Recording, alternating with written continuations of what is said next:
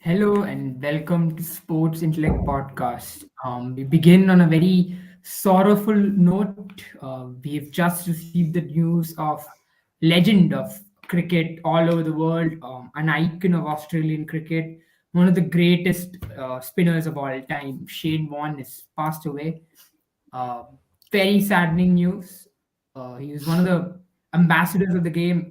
Massive transformation in how the cricketing world looked at spin, and especially the Australians.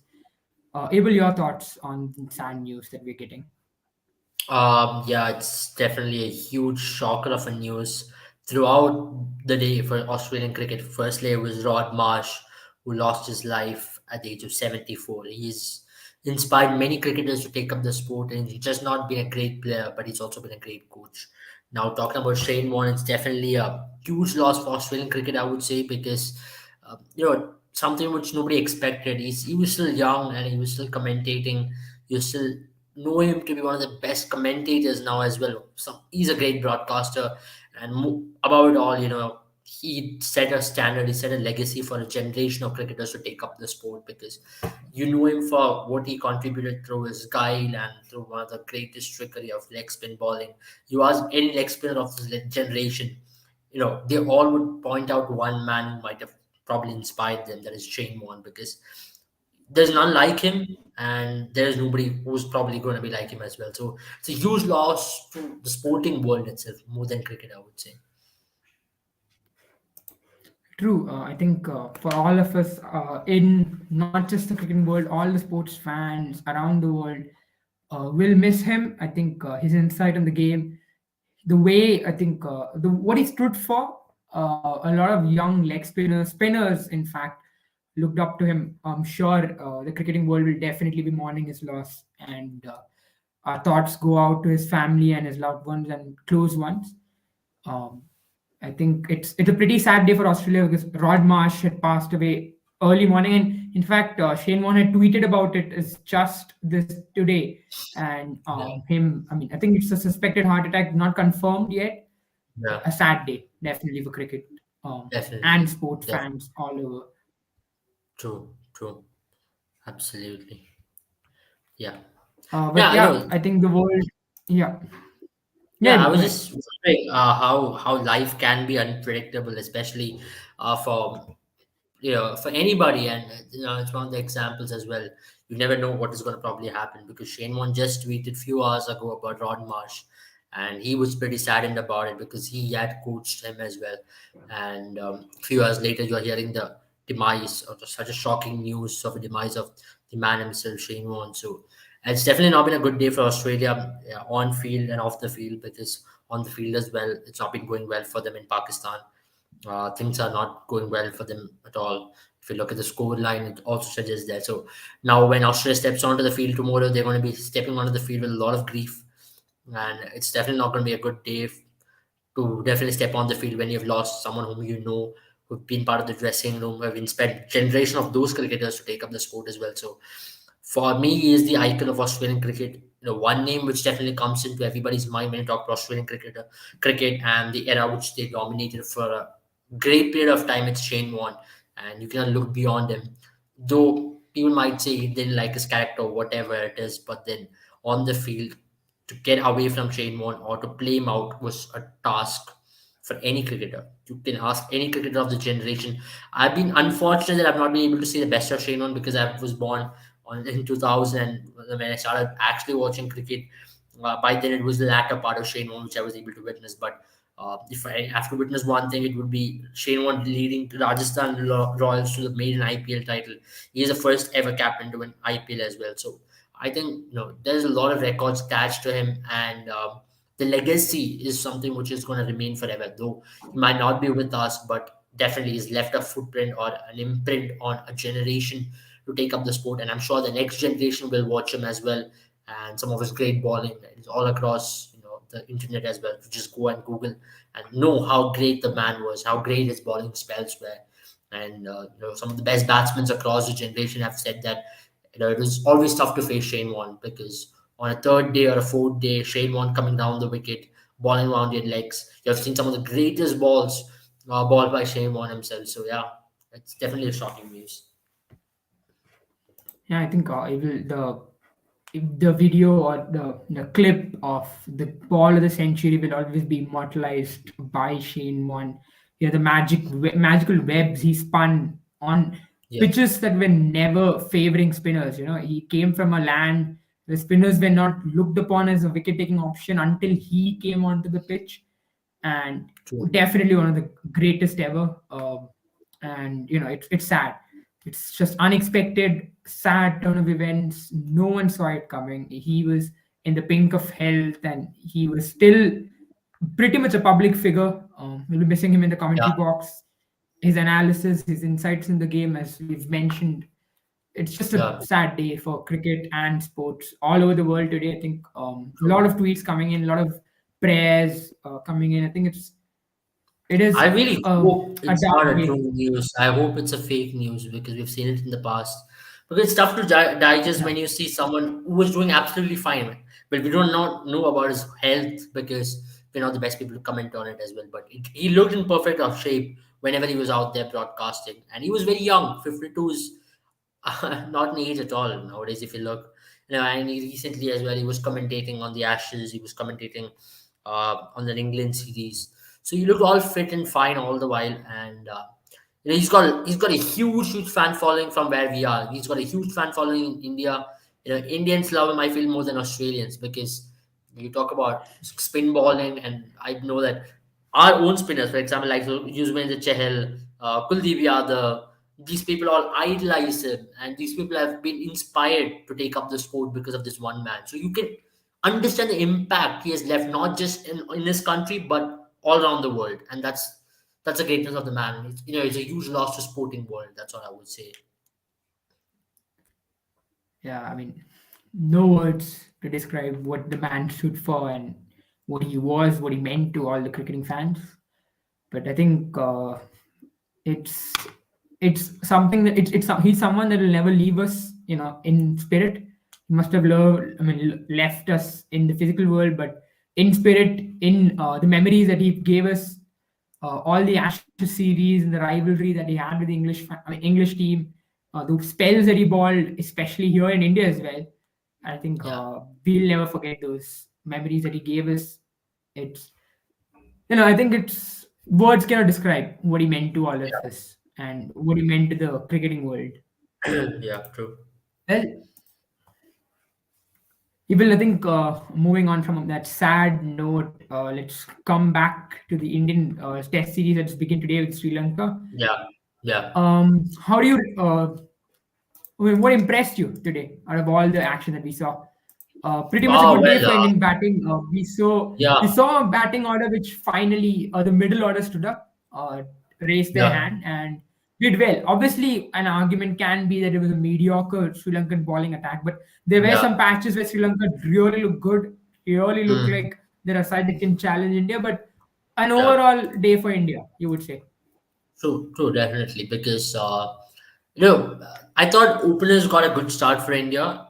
You might not see it reflect in the scorecard because Rohit Sharma got out on 20s, and even Mayank Agarwal did the same. But then, it is always important on a first Test match, day one, to play out the new ball, and that's exactly what a classic opener would do, and that's exactly what they did. And Rohit Sharma, he played an attacking brand of cricket, and he got out.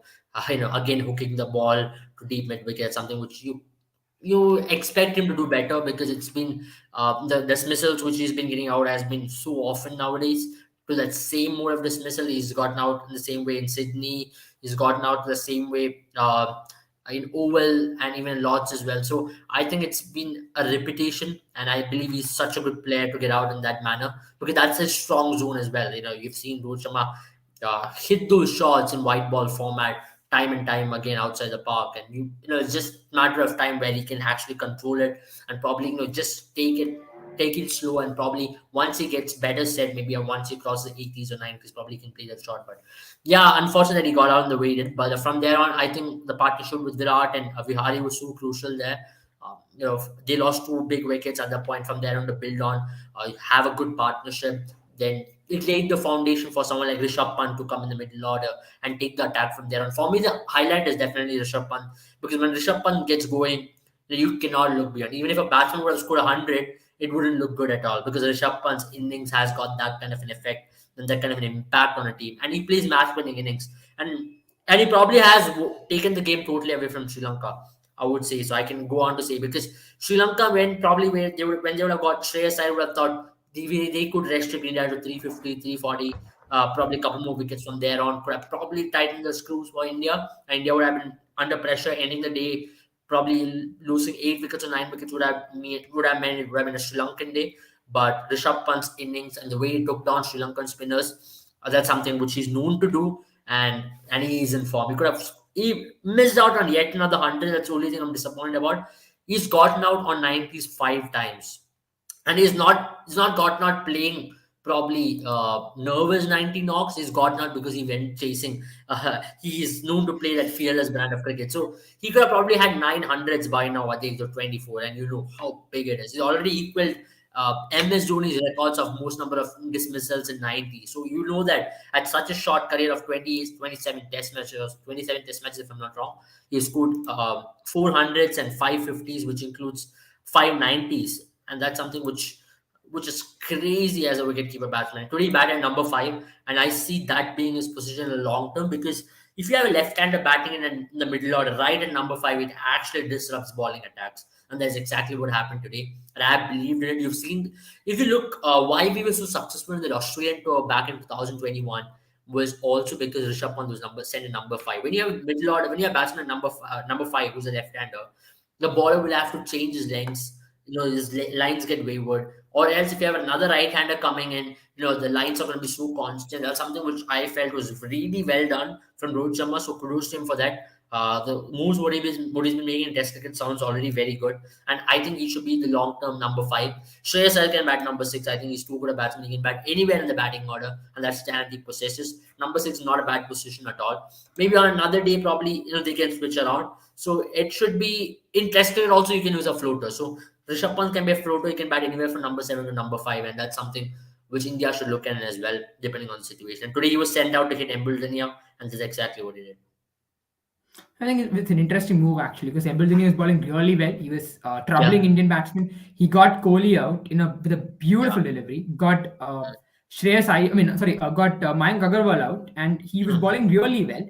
And then you yeah, send someone like Rishabh Pant out, and he just treated him like a schoolyard kid, yeah, swinging the bat one hand, and all the tricks that he pulled out there. But that's Rishabh Pant for you. I think he lives by the sword and he dies by the sword, and that's pretty much what yeah, happened.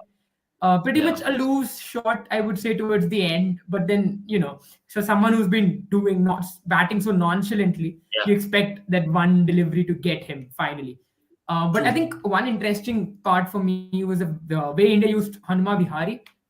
They Yeah, used him as someone who they expected him to bat with the tail, and he's done that well. I think his best yeah, test knock thus far came against Australia, where he batted with Ashwin, saved us that test match. That was the last test he batted, if I'm not wrong. yeah. Interesting to see how he batted No, number he three batted in today. I South think, Africa. Batted in South Africa as well when Virat Kohli did not play that match. But I yeah, think true. number Actually, three is yeah, yeah, yeah, yeah.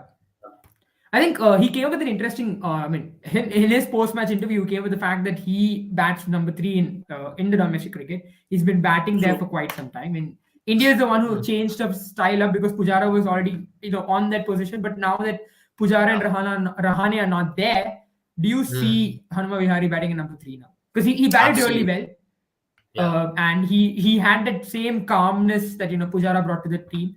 He was a little bit more yeah. quicker in scoring runs. So do you see him as a viable option? Definitely is a viable option. There's no two doubts about it. There's no second thoughts as well because he's a very solid player. And if you want to replace Chiteshwar Pujara with another solid number 3, it is Anuma Vihari, and you cannot look past him because his record suggested every time he's gotten an opportunity, he's not failed to impress. Because you look at the first Test match he played in Oval back in 2018. From there on till now, he's been put under some of the toughest circumstances. You've been considering him to be an overseas batsman and not even an Indian batsman, and he's never gotten to score those easy runs in India. Finally, he's gotten, and you have given him a good spot, and I believe team management will be backing him as well. I really felt he should have carried on from where he got the start, a beautiful 50. If he would have scored 100 today, there would have been no doubts at all. He would have sealed that spot for another 2, 3 years, and he's a future. He's young. He's got experience in his hands. He averages close to 59 in domestic cricket, and that's not a mean feat at all. No, it's terrific feat to have 69 or an average close to 60 in domestic cricket, because you are playing in some of the toughest conditions, and the conditions in domestic cricket are way more challenging because the ball turns, and he passed for Andhra where he does not have a lot of support as well. And this guy has been carrying his team for way too long in his domestic setup. So now the Indian team definitely is going to have a lot of support when you have someone like Virat Kohli and they've rolled him up top. So number three looks like a good spot for him. Maybe one position I felt probably could have been shifted or given to another player was Shubman Gill batting at number five. I would really like to see him at number five because uh, we heard from reports and sources that team management would definitely want to try him in as a middle order batsman going ahead, and I felt number five would have been the ideal position. And he is high in the pecking order. Though Shreyas Iyer scored that brilliant 100 against New Zealand, but even if you look at that series or series before that, Shubman Gill is someone who was considered higher in the pecking order. But unfortunate that he missed out, and I would really like to see him at number five. That's the only change I would like to see going ahead. But other than that, looks like Anuma Vihari is going to be a number three for at least a long period of time, and he's been giving the performances as well. He's done well in South Africa whenever he got the job opportunity. He did well in the A tours. He's a great player of spin, solid player with the pace bowling as well. So he almost ticks all boxes for a number three batsman, and he also has got a game where he can actually take on the ballers as well. You've not seen that yet, but in domestic cricket, he's got that game. So he's an all round cricketer, and he can also offer with the ball. That's another element which he brings in. So a player worth investing on. I think for me, Shreyas Iyer definitely, I think for now at least, has that opportunity in the middle order. I Yeah, think they're trying it out, especially with the fact that he played well on his debut. So he's looked good. Obviously, yeah, Shreyas Iyer is yet to be tested in conditions outside India a lot. yeah, And you need to see, I think right now there's a generational change in Indian middle order with the fact that yeah. Pujara and Rahane, the two pillars of in middle order, have finally been given, I wouldn't say retirement of sorts, but finally been excused for now. Obviously, Yeah. we still need to see But it's if not been their it's been a bad week for selectors will. Rahane as well. If you look, he got out on a golden duck today in his Ranji Trophy match. So it's not been going well for him at all. Just barring that 100 which he scored against Saurashtra. Other than that, it's not been going well for him in Ranji Trophy. So for him to make a comeback and knowing this team management, the rope they give for these players, I think it's going to be a huge, huge task. He's definitely going to break the door down. I think in pecking order now, Rahane is behind his own teammate Sarfraz Khan as well. So Sarfraz Khan also might be Yeah. given a nod ahead, if at all, if they're considering the middle order batsman. So I think that pretty much think what I really loved about Hanma Vihari's innings was the fact that he came in when India had lost Rohit Sharma, and then soon they lost Mayank Agarwal as well. It wasn't pretty long before that happened. I had mentioned in a previous podcast, I think, where we discussed on how Virat Kohli in Test cricket has been struggling the fact that he is not able to get the space to build runs because he is having a crumbling middle order next to him, so he had to hold a fort down.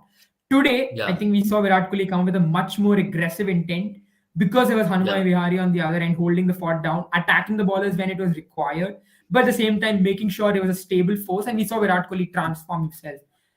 Do you think this is a positive sign for Indian cricket? The fact that Virat Kohli today batted like the way he usually does when he looks in touch. See, Virat Kohli has never been out of touch. I think he's not scored that 100, right? That's something which has been eluding him for a Yeah. very long time now. It's been almost 2.5 years since you last saw that 100. And people were really hoping that he scored it today as well. He looked in good touch. He came out playing positive cricket, as you mentioned. And rightly so, Hanuma Vihari batted like a number three in Test cricket. When it required to shut the gates down, he did. When it required for him to attack, he did. So he ticked almost all the boxes for a perfect number three, and that's exactly why people were asking him to be included even in the South African series. I think having him in the South African series at number three probably would have changed even the result or the course of the series as well, because he was in great touch playing the A tours. He was a player in form, and when he got the opportunity as well, he played a brilliant 40 where he was not out. He batted with the tail. And Anuma Vihari has been unlucky as well. More often than not, he used to bat with the tail. So he never got to play one of those innings. So today was an opportunity well set for him to go and carry on. But unfortunately, that he got out. That's cricket. You cannot sit and blame. If you're going to blame about every dismissal, then you really have to make stories about every player. And Virat Kohli got a really good ball as well, so there is no doubt about it. Maybe only one area, one dismissal. I'm not happy with the Rohit Sharma again because he should have really carried on. It was such a good pitch to once he got that start and the way he was batting, it totally looked like it was going to be his day. But unfortunately, he threw it away again. But I'm sure that he'll come back strong in the second innings. And now with the ball turning as well, Ashwin and Jadeja will be in the game big time. I think yes, that's probably the next question I was going to ask you. I mean, I think there are no questions on how there's nothing new about how Ravindra Jadeja batted. Yeah, Obviously, coming back to your Ravindra Jadeja obviously has been good with the bat. I think that's pretty much a good thing to see for Indian cricket. But yeah, my main question here is obviously the fact that aside from how Rohit Sharma batted, I think he looked a little how do I say? It was a two-sided innings where on some deliveries he looked very uncomfortable. On some deliveries he looked like he was on top. I think that is something that Rohit yeah, Sharma will improve. It is not something that we should be worrying about yeah, as of yeah, now. yeah, But I think the main question here is now, what do you look at as a first inning score? For me, the way Embil Dunia came to ball, he isn't the biggest turner of ball, but he was able to get the ball ripping, in some of the deliveries. Dhananjay De Silva was able to get the ball turning, especially the dismissal to Shreyas mm, Iyer, coming so much around the wicket, and he still got enough turn. Do you yeah. think a 300 was a par score, and Sri Lanka have given way too much with way too little wickets in their hands? If you look at Mohali generally, right, it's been one of those grounds where the scoring rate has been very high. It's been close to 3.5 to 3.75. So considering that, right now the score is on par 390 or is good score, I feel. And India would be looking at 450 at least because of two reasons mainly. Firstly, they will want to ball out Sri Lanka, and Sri Lanka are good players of spin. They're not poor players of spin at all. Now with Angelo Matthews coming back into the batting attack, Nisanka is a good player. Dimut Karunaratne has been doing terrifically well. He has an average of 69 last year. He had an average 69 in Test cricket last year. So he's a terrific player of spin as well. He's an improved player. So you have to keep all these things in mind. And the pitch is only going to get slower and slower from here on. And Test match, the pitch is going to get slower. It's going to be easier for batting compared to one-day cricket. So considering all these aspects, I would say 450 would be par, but pitch hasn't yet offered as much as turn as you would see previously on an Indian pitch. Like if you look at last year, one of those England series where England came, pitch was turning square from day one in Chennai and also in Ahmedabad. It's not one of those pitches. It looks like a typical Indian wicket where you still have seamers in play on a couple of days, and the ball is still jagging around for seamers if they pitch in the right lane. And from dry areas, the ball is offering slight bit of turn as much as it is needed to get an edge or to get a wicket to hit the stumps. That's exactly what happened with Virat Kohli and also with Shreyas Iyer as well. So it's altogether a perfect pitch all now, and I believe from day three, day four onwards, it'll aid more turn, and that's where maybe Ashwin Jadeja is going to be even more lethal compared to a day two or now if India want to bat tomorrow in the first session. So India would love to bat as much as possible and create the rough even more and make sure the pitch gets dried out even more so that Ashwin Jadeja can be in game from over 20 or over 15 from there on. Well, a great day two to look forward to. I think Sri Lanka will be on the back foot. The ball is in their court. Can they get those early wickets? Put India under pressure because we've known India's lower order isn't the most contributing across the world. But Yeah. what are your predictions for day two? Do you see Sri Lanka fighting back, or do you see India continuing on a roll? I think Sri Lanka will definitely fight back. You might see that as well because if Sri Lanka can get tomorrow morning, the ball is still new. If Sri Lanka can get a couple of wickets, and if Sri Lanka can get India all out, the momentum is definitely going to be with Sri Lanka. And from there on, if Sri Lanka builds on, you never know. The game can shift very fast. That's been the nature of Test cricket. And Sri Lanka are a good team. We are definitely underrating this team quite a bit. But if you look at their performances in the last 1 year or so, in Test cricket, especially with the likes of Dimut Karunaratne, Nisanka, Angelo Matthews is back now again, and Dick Vella. The batting order is really solid, and they can actually give Indian bowlers a run for their money. But I'm expecting India to do well, of course, but Sri Lanka will definitely fight back. I'm pretty sure of that. Well, thank you so much, Ibil, for joining us. I think it's Yeah, been a great test series. I mean, it's going to be a very good test series. We have had some fight back from Sri Lanka. We might see them coming out on top, maybe. Let's hope, for the sake of cricket tomorrow, that they do, or they give India a run for their money. Thank you so much for joining us. We'll be joining you soon again. But thank you all, Yeah, we'll be coming everyone up for joining us. tomorrow with an exciting football podcast. We'll be having Michael on show from Australia. It's to discuss on Chelsea's issue. We all know what's happening there. It's been a tough time for Chelsea and the ownership as well, because now the ownership is now transferred to a trust, and the end of the Roman Empire, as they say it. So we'll be definitely analyzing that and what's the future ahead for Chelsea, because the glory days seems to be finally over for Chelsea when it comes to the Roman era. Now let's see who's going to definitely take up Chelsea. So we'll have Jaren, Anthony, Sankey, the entire team tomorrow to discuss on that. And thank you all for joining.